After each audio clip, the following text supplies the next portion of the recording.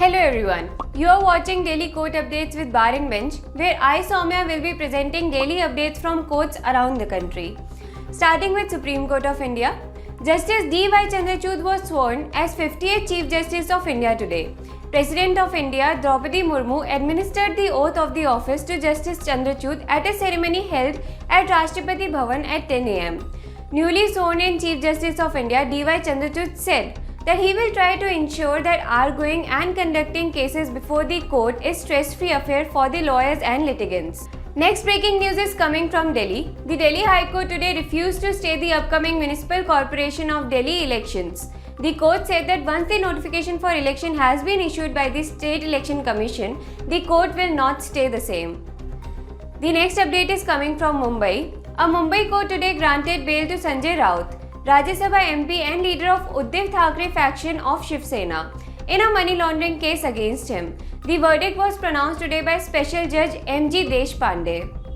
Another update coming from Chandigarh is that while granting bail to a man weighing 153 kg and having comorbidities, the Punjab and Haryana High Court recently observed that obesity is not just a symptom, but it itself is a disease which becomes the root cause of several other diseases. Considering the comorbidities of the petitioner, he falls to the exception of being sick as carved in the section 45 PMLA, so as to be entitled to bail, the court held. The next big story is that the second ever National Digital Lok Adalat to be held on November 12 is set to handle over 1 crore cases. The previously held Digital Lok Adalat in August helped states to settle 833 crore, an amount that the upcoming event is expected to surpass.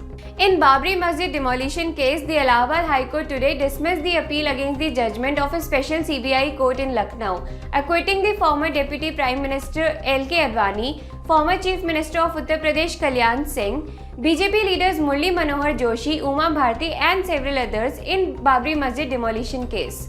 The plea challenged the 2020 judgments of the special CBI court, which held that there was nothing on record to establish the existence of conspiracy to demolish the Babri Masjid.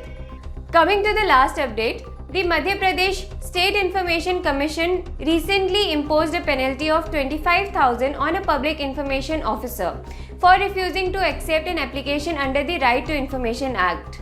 The Commission emphasized how, under Section 6 of the RTI Act, all citizens have right to file the RTI application, and refusal by PIO to accept them violates this provision.